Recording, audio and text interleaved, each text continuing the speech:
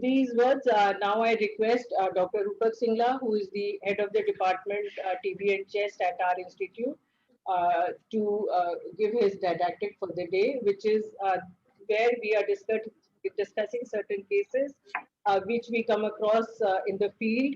And as per new guidelines, these cases need to be managed, a regime has to be made for these patients. So we are taking case studies today. Welcome, Dr. Rupak Singla.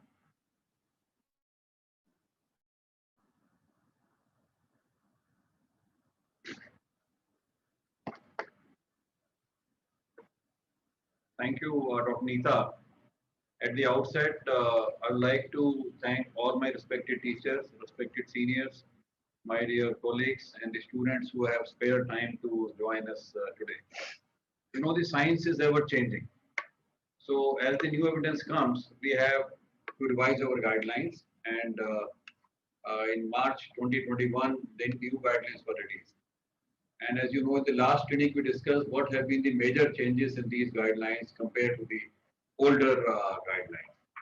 And today, in the continuity of the same thing, our seniors, they suggested that why don't we take up some case studies through which we'll discuss that now, as of today, as per the new guidelines, how should we treat a patient. So this is the result of the same suggestion by our seniors that we are discussing today, a few of the case studies. And these are the case studies which we often see in our practice. And they are the actual cases which were reported to our institute. I hope things will be clarified once we see these cases. So with this background, I will go for the first case, please. Just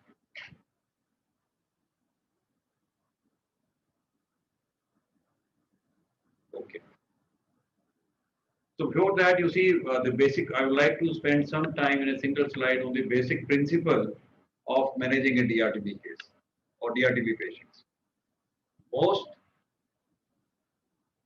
important point is that we need to prevent the development of drug-resistant TB by appropriate management of drug-sensitive TB.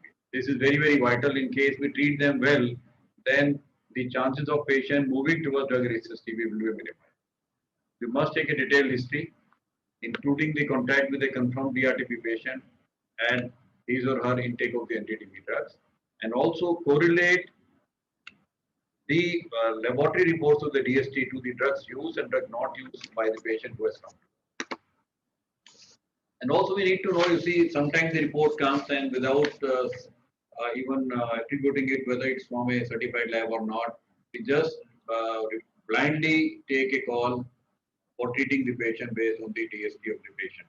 So here also we need to know it must be from a certified lab, and we also need to know which are the drugs against which the lab report is very reliable and against which drugs no, we need to take it with a pinch of salt. So here, as far as the phenotypic DST is concerned, it is reliable and reproducible for rifampicin, INH, oxyfloxacin, levofloxacin, and the second line injectable drugs, that is amikacin, kanamycin. Then the quality assured phenotypic DST is available for pyrazinamide and linezolid. So again, if we have a report against these from a certified lab, we can take clinical action based on this. Now we also should know that phenotypic DST is inaccurate and not reproducible for drugs like ethambutol and ethionamide. So please keep in mind, and there is no agreed DST method established for drugs like cycloserine, CAS, imipinase, cilastatin, and meropenem. So if you take into account these facts also, it will be easy for you to take a treatment call for a given patient. Now with this we come to the first case. This was a 39-year-old male complaining of fever and cough for 6 months. Looking at the history of drug intake from January 21 to March 21, based on a positive sputum report of he was diagnosed as pulmonary TB.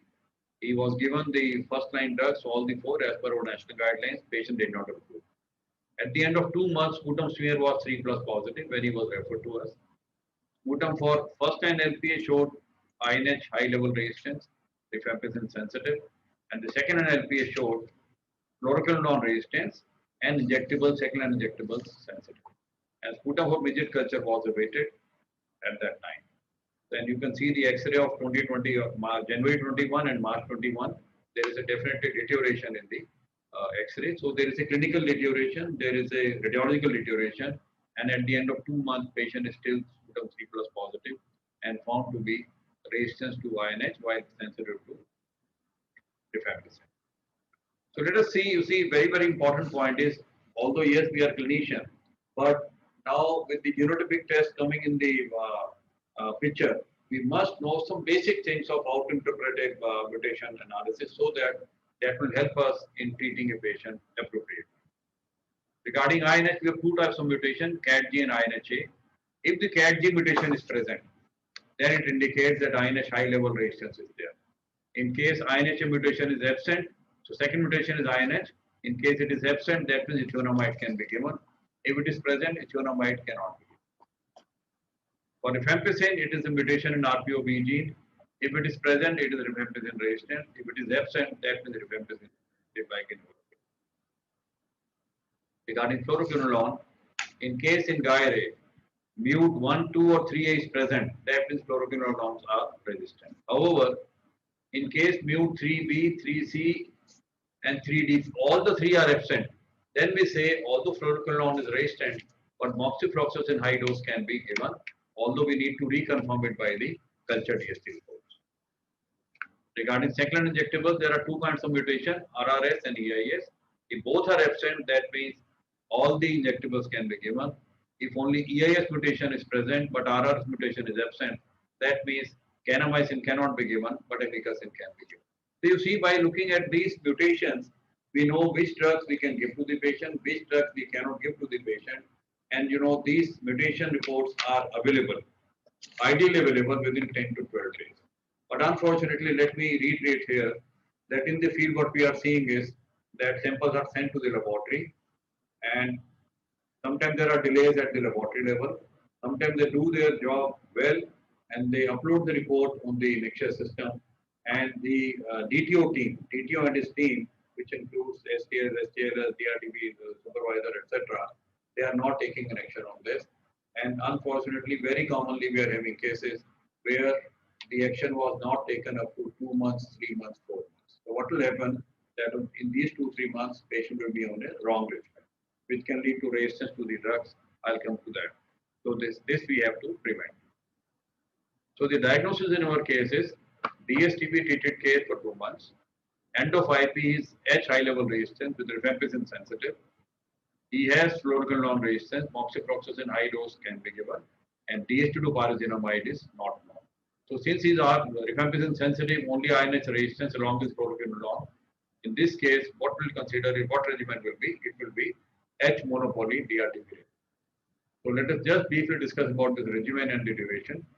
Usual duration is 6 months, and the drugs are levofloxacin, rifampicin, ethambutol, and pyrazinamide. However, we should know that the duration can be extended till 9 months in patient with extensive disease, in patient with uncontrolled comorbidity, in extrapulmonary tuberculosis. If the smear at the end of 4 months or culture at the end of 3rd month is found to be positive, again we'll have to extend the period. Or if we have to give any replacement of any drug in the regimen. In this situation also, we have to extend the duration to from 6 months to 9 months. In conditions like CNS TB, skeletal TB, and miliary TB, here we may have to give the treatment for 1 year. So again, you see, we should extend only when it is indicated. There are issues related to the DBT also, and many DTO friends, they complain that just unnecessarily the treatment is being extended. That should also be avoided. So when we say the word extensive disease, we need to extend this. So here we know that now in 2021 guidelines it has been defined. In adults, the extensive TB is bilateral extensive disease or extensive parenchymal damage on the chest radiography. While in children less than 15 years of age, presence of cavities, whether unilateral, bilateral, this will be extensive disease, or bilateral disease on chest radiography. This will be taken as a extensive.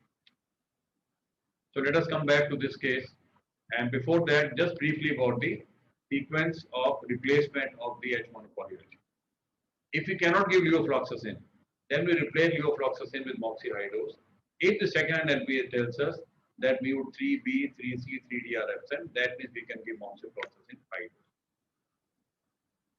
But simultaneously, we should send this sputum for liquid culture DST for detection of resistance against moxi high dose as well as pyrazinamide. Now, If moxihydrose or pyrazinamide cannot be used because of the resistance, we replace with linezolid in the regimen. If linezolid also cannot be given, we replace with clofazimine and cyclosporine. On the other hand, if both moxihydrose and pyrazinamide cannot be used, in that case, we have to have two drugs of the three, that is in this series, the linezolid, clofazimine, cyclosporine, in that order of preference. So in our case, we initially planned for 6 months of levofloxacin REZ, but because we have fluoroquinolone resistance and in the GYRE, MUT3B, 3C, 3D are absent, that means we can use moxifloxacin high dose instead of the levofloxacin. So what will happen in our regimen? We replace levofloxacin by moxi high dose and the duration will become 9 months. So the final regimen in our case will be, instead of levofloxacin, we give moxi high dose, rifampicin, pyrazinamide, ethambutol for a total duration of 9 months. Now, in the same scenario, we can have, if the second LP shows MUT3C is present. So as we discussed, a MUT3B, 3C or 3D, any one of them is present, that means even high dose moxi cannot be given, it is likely to be resistant. So what will we do? In this case, we replace levofloxacin or moxi high dose by linezolid, as we discussed, and duration again becomes 9 months. And the regimen will be linezolid in place of the quinolones or moxi high dose. Rest of the drugs remain same, rifampicin, pyrazinamide, ethambutol for a total duration of 9. There can be another scenario where second LP shows MUT3C present and DST from a reliable lab is showing Z is also raised. So in this case, what will we do? We have two drugs of the three, linezolid, clofazimine, cyclosporine in that order of preference. That is linezolid and clofazimine in this case, and duration will become 9 months. So the regimen will be, even Z cannot be given, so it will be linezolid, clofazimine, rifampicin, ethambutol for 9 months. So I hope through this case, it is clear that how to make a regimen for a H monopoly and how to go for the replacements. Now let us go for case number 2.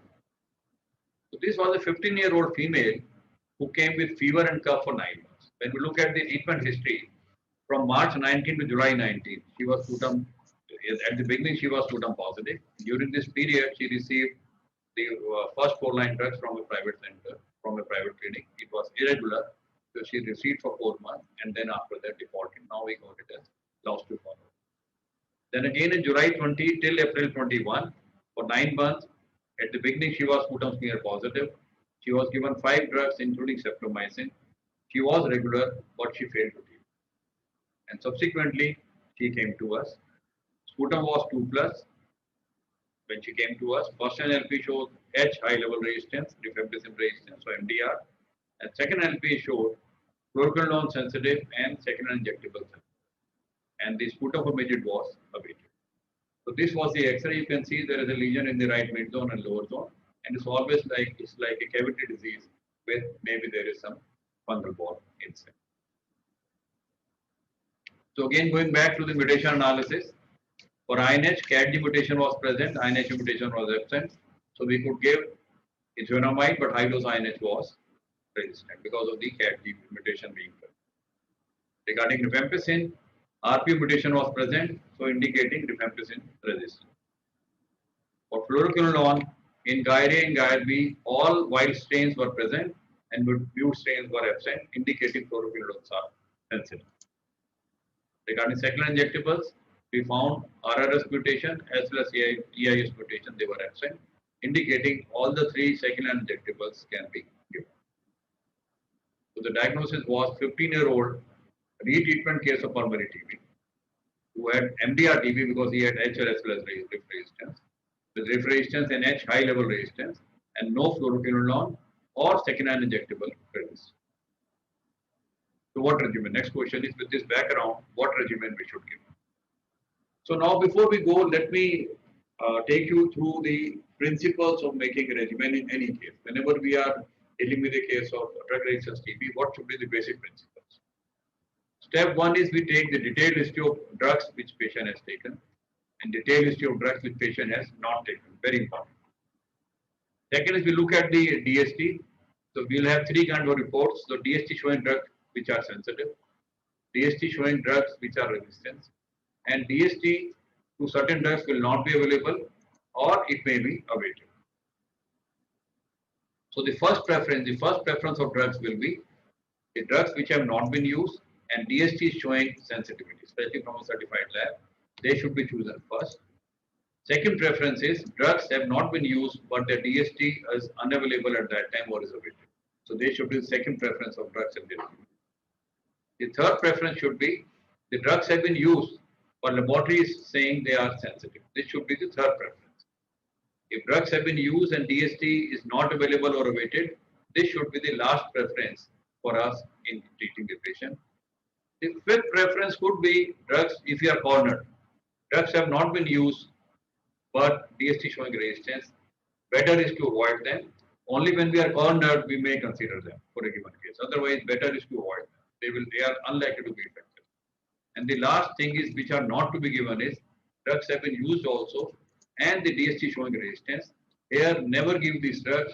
You are unnecessarily spending the money of the patient. You are leading to the reverse drug reaction and you are augmenting the resistance to these drugs.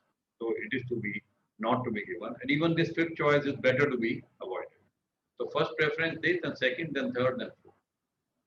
So let us put our case in the same principles. So drugs taken by the patient, all the first line drugs including streptomycin. Drugs not taken by the patient are all the second line drugs including the neo drugs the patient has not taken. DST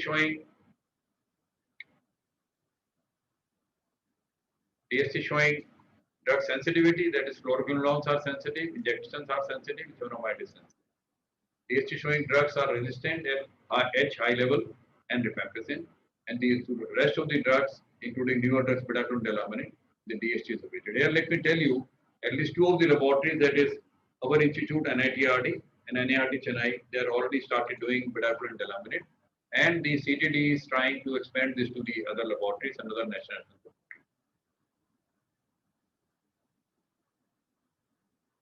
So drugs not used and DST showing sensitivity. They are second-hand injectables, fluoroquinolone and ethanol. Drugs not used by the patient and DST is either not available or is awaited to all other second-line drugs, including the neo drugs. Drugs used by the patient but DST showing sensitivity, nil.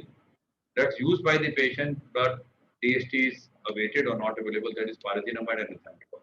And under the program, because ethambutol DST is not reliable, so under program, ethambutol we are not doing, but yes, pyrazinamide we are doing. That was awaited at the time when we were supposed to take a call for the treatment. Drugs not used but DST is showing resistance, nil. Drugs used and DST showing resistance are INH and rifampicin. So by looking at the drugs taken, not taken and the DST, we have reached to this level, and from these we have to make a judgment. So as you know, under our national program also in the new guideline, whenever we have rifampicin resistance detected, our first preference goes toward the shorter regimen unless it is contraindicated. So we go down the line, we look for any exclusion criteria, and we find in this case, if there is no additional resistance, like suppose to fluoroquinolone, H resistance is there, but with either CAT-G or INHA only, not both. And FQ resistance is not there. You see, there is a change in the newer guideline. Earlier, even INHA mutation was a contraindication for use of shorter regimen. But now, with experience from South Africa, where it was observed by the national experts that even with INHA alone or CAT-G alone, they had good results. So, our country has taken a call in the new guidelines that if there is INHA mutation or CAT-G mutation alone, then we can give. But in case there is a mutation to both of these drugs, then shorter regimen is contraindicated. So in this case, shorter oral bedaquiline containing regimen is likely to be effective. So that should be our first choice. Now, whenever we choose shorter oral bedaquiline containing regimen, very important is that we should see the inclusion criteria and the exclusion criteria very carefully before choosing the shorter regimen. So what are the inclusion criteria? Which are the patients who can be included? They should have rifampicin resistance or MDR-TB without any fluoroquinolone resistance. If fluoroquinolone resistance is there, they should not be given shorter oral bedaquiline containing. Then as we discussed, presence of only INHA or only CAT-G but not both. If both are there, they should not be given shorter regimen. Then they should not have any extensive pulmonary TB disease. As we discussed what is extensive PTB. then we can give shorter oral bedaquiline containing regimen in all extrapulmonary TB except disseminated TB, CNS TB, biliary TB, and meningitis. So except these conditions, in all extrapulmonary TB, we can give shorter oral bedaquiline containing. It can be given to children more than 5 years of age because now in the new guidelines, why 5 years is because now bedaquiline can be given up to 5 years of age of children.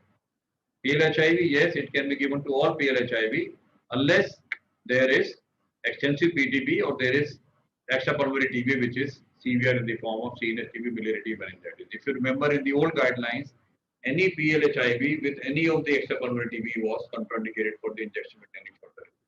Now in the new guideline, in PLHIV with the EPTB, we can give shorter regimen other than those having disseminated TB, CNS TB, biliary TB, or meningitis. If a patient has used more than 1 month of drugs like bedaquiline, levofloxacin, isoniazid, or clofazimine, these are part of the shorter regimen, and they have demonstrated DST which is sensitive to these drugs, we can give. In case patient doesn't have a report or is having a report which is resistant, then we should not be giving the shorter oral bedaquiline containing. So very important is that we should choose very carefully which are the patients where we can give shorter oral bedaquiline containing regimen. Otherwise, in case you give it to a wrong patient, they can lead to rashes against these good drugs. Exclusion criteria, which are almost mentioned above, or some new one, like pregnancy and lactation, subject to condition. When I say subject to condition, in pregnancy, the injection containing or regimen is totally contraindicated, but the bedaquiline containing oral shorter regimen can be given provided the pregnancy is more than 32 weeks, because now more than 32 weeks only we can give it. Right? Less than 32 weeks we cannot give it. Right? And even after more than 32 weeks of pregnancy, it has to be a consultative decision between the patient, chest physician, and the gynecologist. Patient should be told the risk and benefit of giving bedaquiline in these cases. If they agree, only then these cases who are more than 32 weeks of pregnancy, they can be offered the bedaquiline containing shorter regimen. During lactation, injection containing shorter regimen can be given, but if you want to give bedaquiline, only patients who are ready to use a formula feed, they should be given the bedaquiline containing shorter regimen. Otherwise, it is not to be given. Then the other exclusion is extensive PTB or severe EPTB or children less than 5 years, we have explained above. Then if patient has any intolerance or toxicity to any of the medicine in the shorter MDR-TB regimen, again, we cannot give shorter oral bedaquiline containing regimen. If patient has used the drugs like bedaquiline, levofloxacin, isoniazid, or clofazimine for more than a month, and DHT to these drugs is not available or is resistant, again this patient is out of the shorter bedaquiline containing regimen.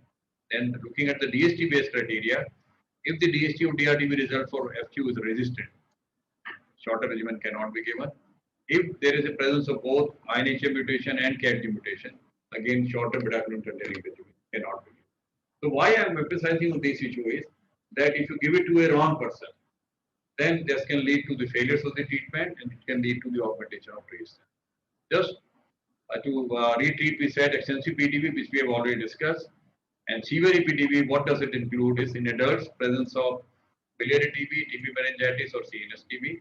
In children under 15 years of age, practically all extrapulmonary TB are treated as a severe extrapulmonary TB, other than lymphadenopathy, which includes peripheral lymph nodes or isolated intestinal mass without any complaint. So in children, all EPTB are taken as severe EPTB disease other than these two conditions. So we need to keep in mind before we choose shorter regimen for a child. Now to re-emphasize whatever I have been saying, so let us see some field situation whether we can give shorter or not. This will again make the things more clear. So patient has taken fluoroquinolone for more than a month. A second LP report is not available. Can oral shorter regimen be given? Of course, no. Second scenario, patient has INHA mutation. Can shorter oral MDR-TB regimen be given? Of course, yes, because he has only INHA, not both. Patient has HIV with a lymph node. Can we give shorter oral MDR-TB regimen? Yes, because now in the new guideline, HIV with a lymph node with EPTB, which is not severe, we can give it. Patient is 7 years of age. Can we give shorter oral MDR-TB regimen? Yes, because now we can give up to 5 years of age the shorter oral bedaquiline containing. Patient has pyrogenamide resistance on visit from a certified laboratory. Can we give shorter oral bedaquiline containing regimen? No, this is contraindication. Patient has both INH and CATG mutation on the first and LPA. Can we give shorter oral regimen? No, as we discussed earlier.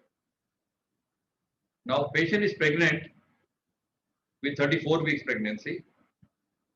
Is oral shorter MDR-TB regimen absolutely contraindicated? Because now we talk about pregnancy.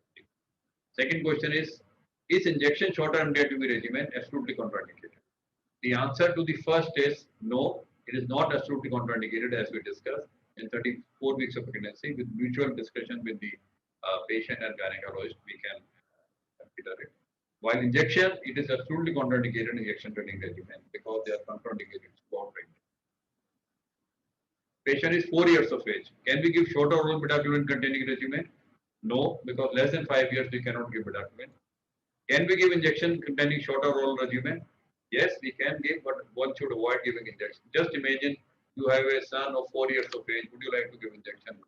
Technically speaking, yes, but try to make a regimen where you can avoid injection. Female patient is lactating. Can we give shorter oral regimen? Yes, and in case we are replacing the breastfeeding by formula feed, only then. Can injection shorter regimen be given? Yes, it can be given. There is no contraindication. Adult patient has meningeal TB. Can we give shorter oral or injection regimen? No, because meningeal TB comes under the category of severe EPT. 10-year-old child has abdominal TB. Can you give shorter oral or injection containing regimen? Answer is no, because abdominal TB will come under the category of severe EPT. Adult patient has PTB with bilateral cavities. Can shorter oral beta-glucan containing regimen be given? No, because again bilateral cavities they come under the category of the extensive pulmonary TB. So in this case, the final regimen will be we'll give shorter oral beta-glucan containing regimen, and this regimen, as you all know, as per new guideline, is 6 months of beta-glucan. So beta-glucan is given for full 6 months. 4 months of these 6 drugs, which can go up to 6 months in case extension of the intensive phase is required. And these 6 drugs are, so one drug is beta-glucan, of course, then levofloxacin, pyrazinamide, ethambutol, clofazimine, itosinate, and ethionamide. And at the end of 4 months, we will stop INH, itos, and ethionamide, continue with beta-glucan for 2 more months, and after that, next 5 months, we will be giving levofloxacin, pyrazinamide, ethambutol, and clofazimine. So beta-glucan for 6 months, this 6 drugs for 4 months, unless they need to be extended, and the continuation phase of 5 months, wherein we'll give 4 drugs, levofloxacin, Z, P, and clofazimine. And also understand that shorter oral regimen is a package of treatment. It's a package of treatment. All these drugs have to be given, and in case there is any permanent stoppage is required because of the ADR or other reason, or any replacement is required, that is not permitted. You have to switch to the all oral longer regimen. Please keep in mind this very important aspect. And as DDG also told us, now in the initial phase, the shorter oral beta-glucan containing regimen is to be implemented in 7 states, which include Delhi, Maharashtra, Andhra Pradesh, Telangana, Karnataka, Punjab, and Himachal Pradesh.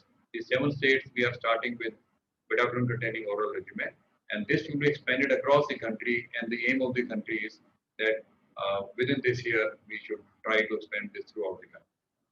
Until this complete coverage, we will continue with the shorter injection containing regimen in these rest of the states. So I hope about the shorter oral beta-glucan containing regimen, we have discussed about the key points, and always be careful. You should give only when it is indicated. Do not give when it is not indicated. Now coming to the case number 3. 17-year-old male patient came with fever and cough for 10 months. History of ATD intake from June 20 to December 20 based on a positive sputum smear PTB. He was given 2 months of 4 drugs and followed by continuation phase of HRE for 4 months. But patient did not do. Did you notice one thing here? One thing is to be noticed is at the end of 2 months we do not have whether sputum was done or not. Whenever 2 months are completed, we should know whether sputum was done or not and sputum was negative or not. In case it is positive, we should also offer the genotypic test to rule out a participation. That is a part of the guideline. And at the end of 6 months, sputum smear was positive. So he failed to this 6 months, which could have been detected at the end of 2 months in case the genotypic test could have been done as per our national guidelines. So national guidelines were not followed in this case. When it comes to us, the first NLP shows INH high level resistance, rifampicin resistance, and second NLP showed fluoroquinolone resistance and the second injectable to be sensitive. So H resistance, R resistance, and fluoroquinolone resistance, and putapomidate DST was available. And you can see the X-ray of June 20 and X-ray of December 20, even the radiologically the patient deteriorated. Let us again go for mutation analysis. For INH, CADG mutation was present, indicating high dose INH cannot be given. INHA mutation was present, indicating even ethionamide cannot be given. So since both the mutations were present, so the high dose INH cannot be given, ethionamide cannot be. Looking at rifampicin mutation, RPU mutation was present, indicating rifampicin resistance is there. Looking at fluoroquinolone, in GAIA mute 3B was present, so indicating fluoroquinolones cannot be given, even high dose MOXIE cannot be given. Looking at second line injectables mutation, both the mutations RRS as well as EIS mutation they were absent, indicating that second line injectables can be given. So the diagnosis with this information is we are dealing with a case of drug sensitive TB treatment failure, who is a pre-XDR PTB because he is fluoroquinolone resistance and MOXIE high dose cannot be used. Ethionamide also cannot be given because there is an INHA mutation, and DH2 pyrazinamide is not known. So with this knowledge, we'll have to proceed towards the treatment. So let us go back to our, so what regimen we would like to give is, before that we look for the, our same practice of making the, following the principles. So drugs taken by the patient are only the first 4 first line drugs, rest of the second line drugs patient has not taken. Looking at the DST showing drug sensitivity is only to the second line injectables. Showing drug to be resistance are INH, rifampicin, levofloxacin, MOXIE high dose, as well as ethionamide, they are all resistant. And rest of the second line drugs, it is still awaited. So drugs not used for DST showing sensitivity are second line injectable. Drugs not used and DST is awaited for all this PAS, bedaquiline, delamanid, imiquimab, all the second line drugs, other than the injectables and fluoroquinolone. Drugs used and DST showing sensitivity. Well, drugs used and DST is not available or is awaited is pyrazinamide and ethambutol. Drugs not used till DST showing resistance are levofloxacin, MOXIE high dose and ethionamide. Drugs used and DST showing resistance are INH and rifampicin. So with this knowledge of drugs taken, not taken and the DST pattern, these are our preferred drugs. And then third preference, fourth preference. So again, going back to this PMDT 2021 integrated diagnostic algorithm. So since there is a rifampicin resistance, first choice, of course, we move towards the shorter regimen. But here, because both INHA and CADG mutation are there, and also there is FQ resistance is present, so the shorter regimen is out, and we have to go towards the longer oral regimen. So again, same thing. Can we give shorter regimen? No, because of this FQ resistance and both INHA CADG, and we go for the all oral longer regimen. So dear friends, here before we talk about this regimen, let me go back so that just for a revision's sake, as WHO 2020 consolidated guideline, they mentioned group A drugs, that is levofloxacin or moxifloxacin, bedaquiline, linezolid, and all these 3 to be included in the regimen in all oral longer. From group B, as per WHO suggestion, add one or both, that is clofazimine and cyclosamine. Then there was a group C, wherein the drugs were defined, which are in the decreasing order of usual preference. In case you cannot make a regimen from group A and group B, then we need to choose from group C. Therefore, WHO recommendations include at least 4 agents from group A and B, which are likely to be effective in the first 6 months, and after that 3. However, in India, the experts, they concur to start with all the 5 drugs of group A and B, that is 3+2, and continue with the 4 drugs in the latter part of the regimen beyond, that is after 6 to 8 months. It was for operational ease in case in the field patient cannot tolerate a drug. Then in the field it becomes difficult to take a decision to stop the drug and replace with other. And what is the regimen? You all know by now, I suppose. 18 months, which can go up to 20 months of levofloxacin, bedaquiline, linezolid, clofazimine, and cycloserine. Bedaquiline is usually given for 6 months only. Only under some special situations we'll talk about it. It can be given beyond 6 months. Linezolid we give for 600 milligram in the initial 6 months to 8 months, and after that we come down to 300 milligram.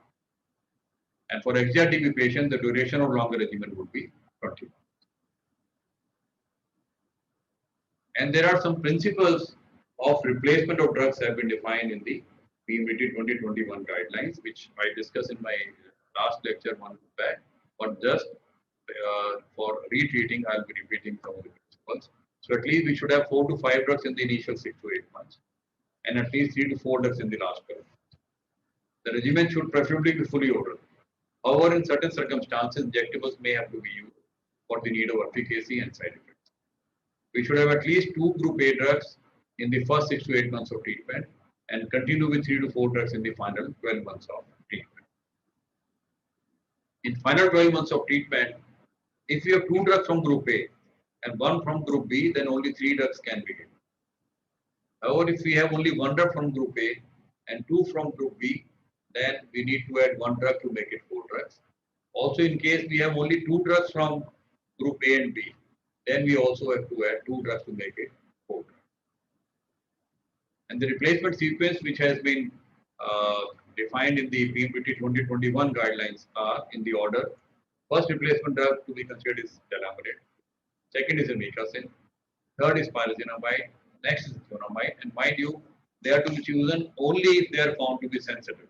Like here, second-line LP can tell us, here DST by Midget, and here the first-line LP can tell us. So these drugs are to be considered only if we have the DST report with us. Next choice will be PAS. Next will be ethambutol. Then will come PDAM. Delamidate and amikacin will not be started in the final 12 months of treatment. So also keep in mind, the duration of new drugs, that is bedaquiline and delamidate, is limited in majority of cases for 6 months. An extension beyond 6 months can be considered in whom an effective regimen cannot otherwise be designed if only 2 of the 5 drugs are available from group A and B. In group A and B, we have 3 plus 2, 5 drugs.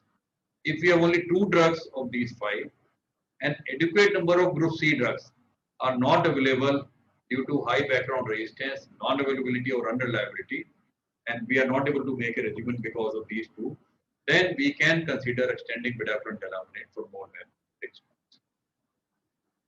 Here, one thing I would like to tell you, although imipenem cilastatin is there in the list of replacement sequence, but it should be used only as a last resort for designing the regimen because of there are operational issues of inserting this PICC line for entire duration and its cost, and its the patient needs to be admitted for inserting this, and the cost of inserting is around 18,000 to 50,000.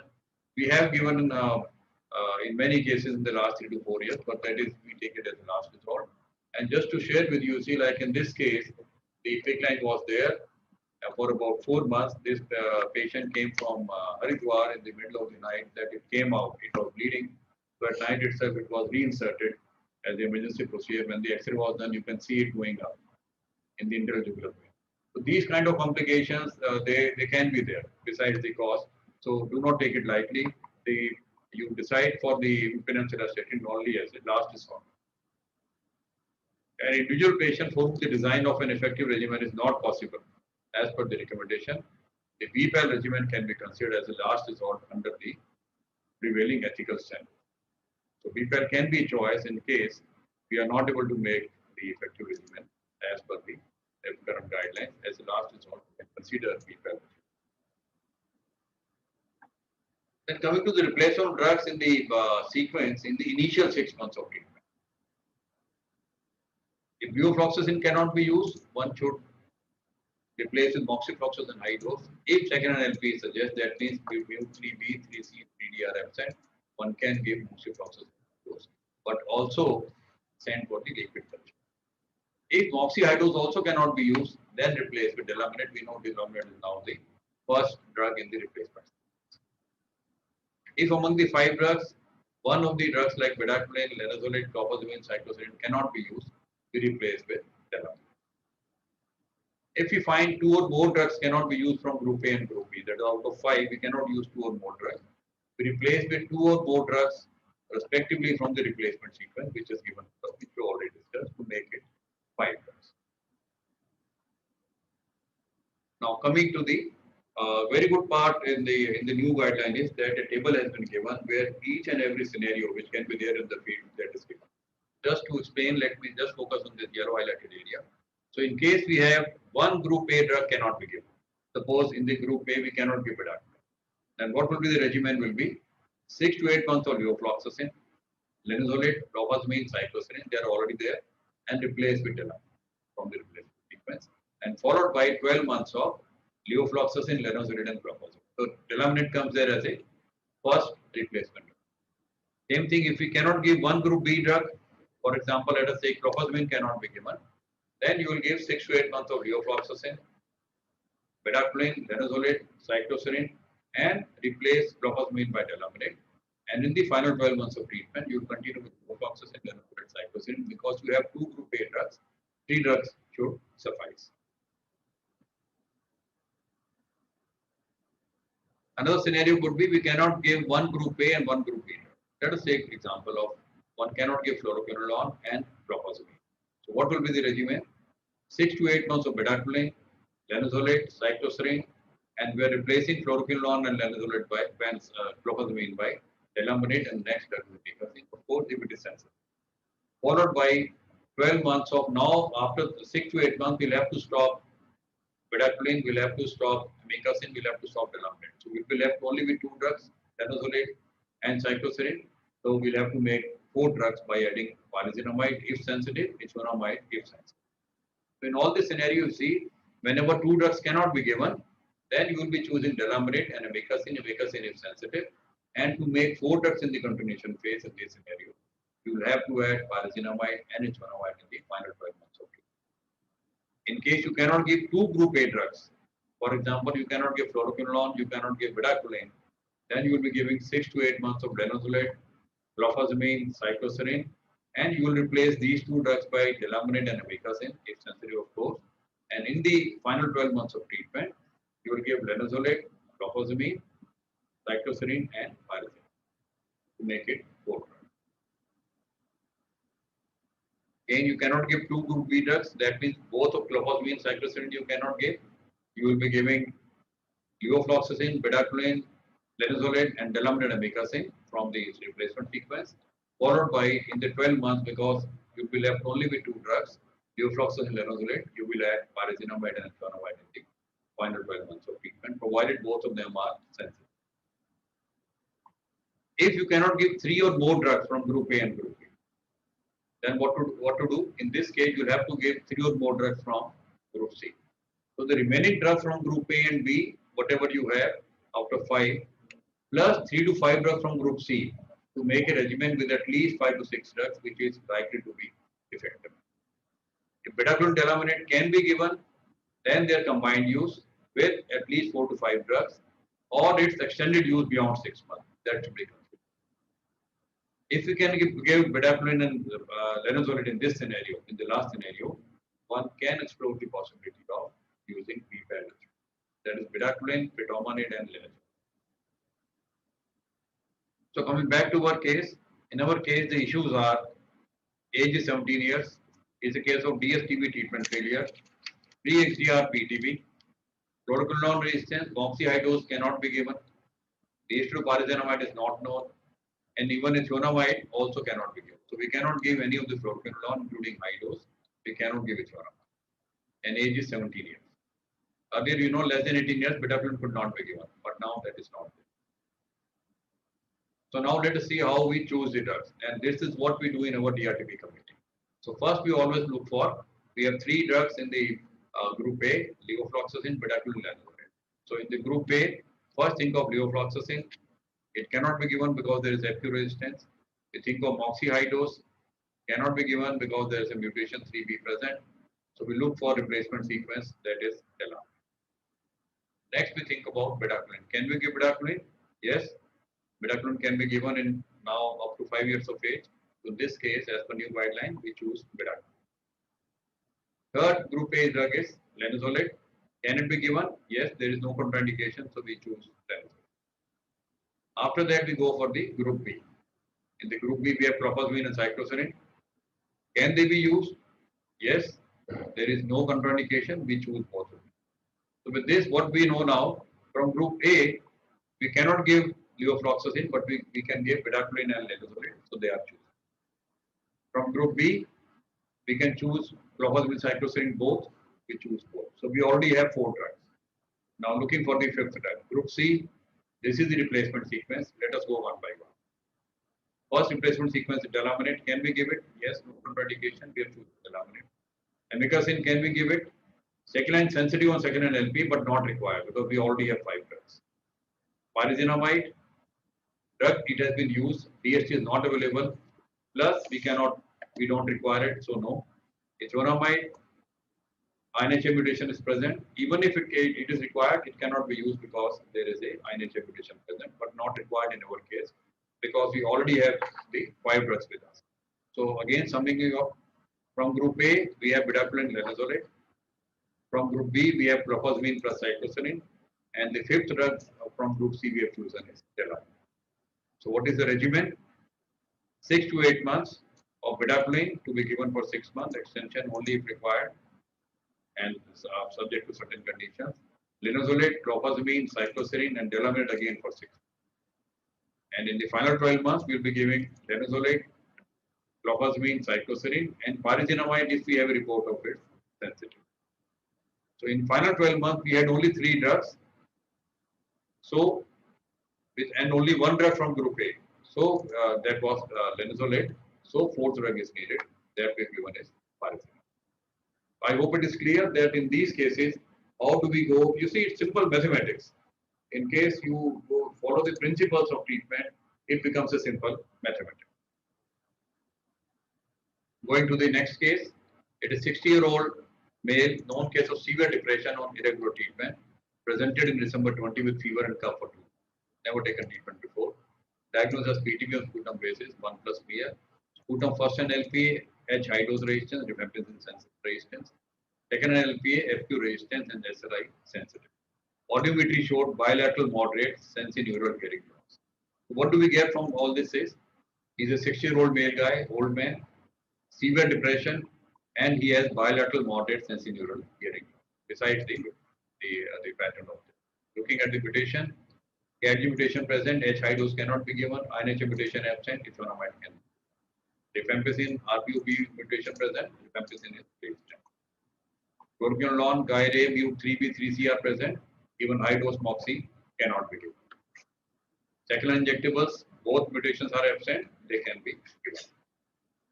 Coming back, the issues in our case is, shorter MDR regimen is contraindicated. We know why, because FQ is resistance. FQ is resistant, even high dose moxie is also resistance, cannot be given. SRI, although they are sensitive in our case, but they cannot be given because there is deafness and also patient is over 60 years of age. So we like to avoid this. And cycloserine should be avoided because of severe depression. So in case of severe depression, if possible, we should avoid cycloserine. So we know what are the drugs we should give, what are the drugs which we should not give. So again, the regimen, if we see here, drugs taken nil, the drugs not taken, all the other drugs, drugs showing sensitivity, that is injections, second line drugs, and the ezoramide, drugs showing resistance, INH, rifampicin, levofloxacin, high dose moxie, and for the rest of the drugs, it is awaited. Drugs not used and DST showing sensitivity, the injection, second line injections, and ezoramide. Drugs not used, DST is awaited for rest of the drugs, other than these. Drugs used and DST showing sensitivity nil. Drugs used because it is not used any drug, DST is awaited, nil.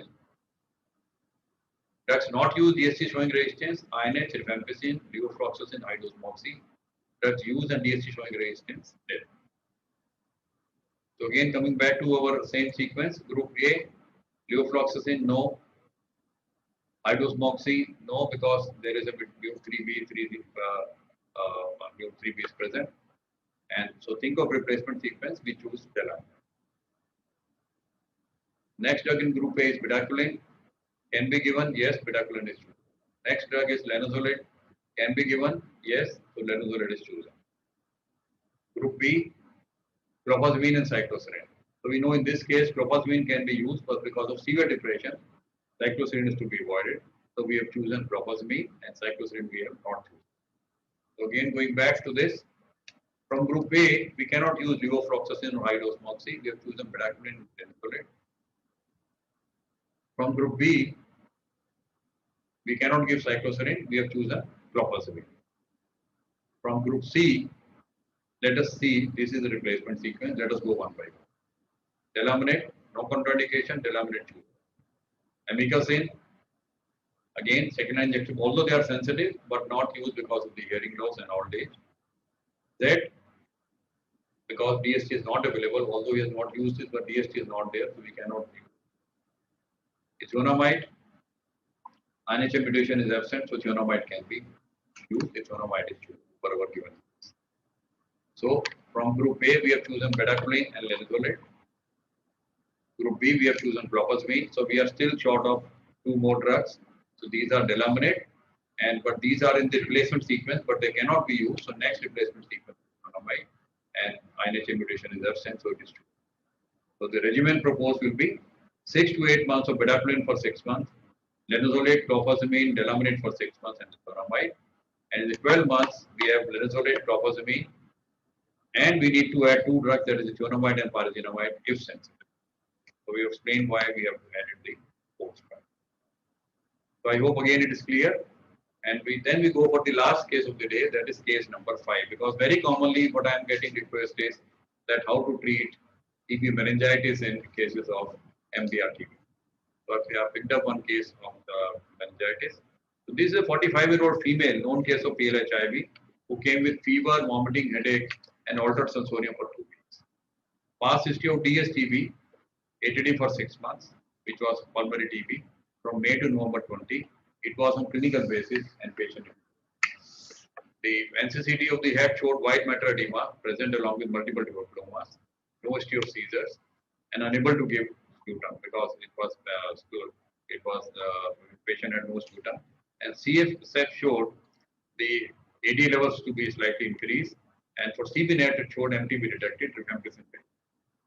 And the pre-treatment evaluation otherwise was within normal. So what we see is there is PLHIV.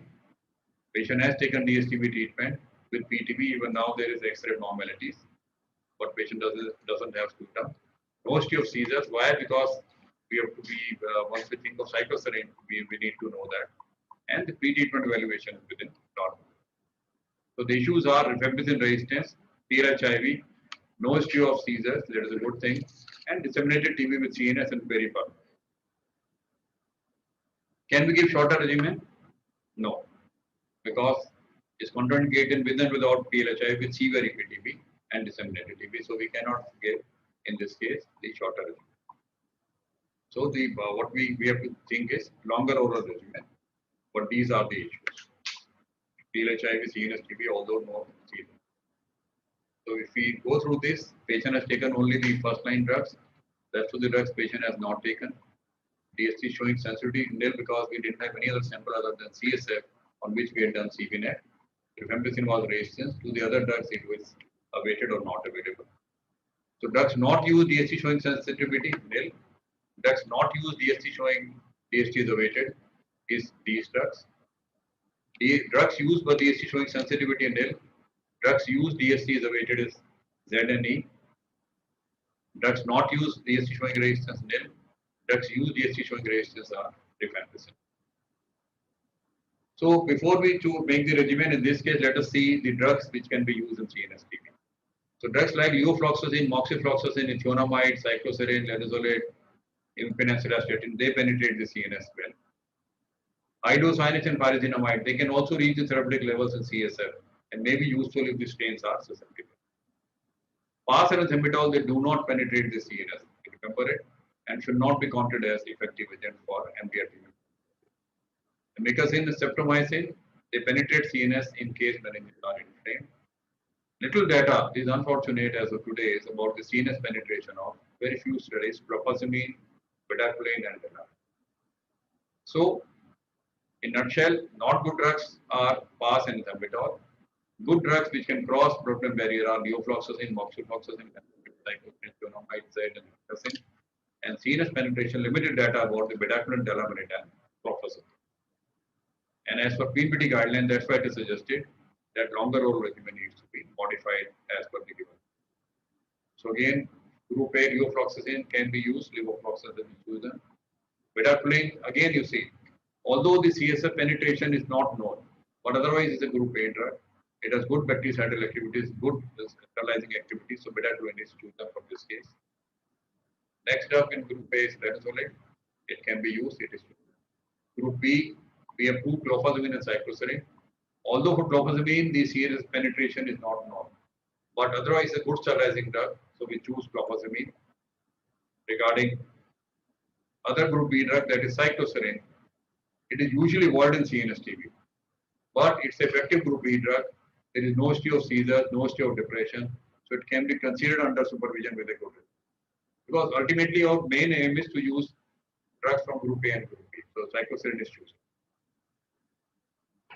If there is a history of seizures or depression, severe depression, one should avoid cycloserine. So from group A, we have chosen all the three, levofloxacin, bedaquiline, and linezolid. Group B, we have chosen clofazimine and cycloserine, reasons I've already given. And group C, let us see from group C, keeping in mind we have the following fact that efficacy of bedaquiline, clofazimine, delaminate, CNS TB is known. And we are dealing with the case of rifampicin resistance, the CNS TB, which could be life-threatening. And if meninges are inflamed, we know, especially in the early part of the treatment, they are inflamed. Mecacin is a good drug. And there is a no contraindication for mecacin use in our case. So among the drugs in the replacement sequence, instead of delaminate, we are going for amikacin. Because delaminate, the blood-brain barrier crossing is not known, and amikacin could be a good drug. So looking at these, we are choosing group A, levofloxacin, bedaquiline, linezolid. From group B, clofazimine and cycloserine, and group C, amikacin.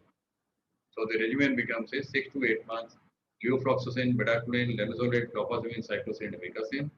And after the 12 months, levofloxacin, linezolid, clofazimine, and cycloserine. And you see why we have given this chosen basis, because among these we know for bedaquiline and clofazimine, we are not sure of the CSF penetration. And meningitis can be a drug, can be a disease, can be life-threatening. So we want to enforce the regimen by giving the sixth drug, which we have chosen as amikacin. I hope it is clear about the management of meningitis with MDR-TB. So that was the last case. And just to brief you again, which has been discussed earlier, is that this so-called difficult to treat TB clinic, it was initiated by our institute, wherein the difficult cases of drug sensitive and drug sensitive, they could be referred to us and they can get their solution. It was joined and guided by the Central TB division. We had Dr. Sachdeva at that time, and now we have Dr. Mandal, who is fully supporting us. And the National Task Force, Dr. Behra was always there to guide us, support us, and Dr. Bhardwaj is equally supporting us. And was supported by a strong team of WHO across all the states and led by Malik. He has always been there to help us in this. And it's conducted on the Zoom platform with the help of ECO team. The ECO team is really helping us in conducting this session. They are all already sitting here with me, and the three of them are there from their IT and their senior people to support this session. And then we had 8 national experts for adult TB and 4 national experts for the pediatric TB. And it is also helping this clinic in capacity building of the districts and the nodal DRTB centers. And now, as DDT informed us, the state level DTTC has been started in many of the states, almost more than 10, 15. And CTD plans to have DTTC in every state to be guided by the national level this clinic. So with this, my last slide, that is the message to carry home, that we must follow the steps to make a regimen. Consider the history of drugs taken and not taken. Look at the DST pattern and the mutation analysis. And we have to make a regimen by combination of the history of the drug intake and the DST pattern. For shorter regimen, I'm emphasizing again, always look for inclusion criteria and exclusion criteria, so that you are starting the regimen in a case where it should be given, not given in a case where it should not be given. And we need to strengthen our laboratories so that we have quality reports in as little time as possible.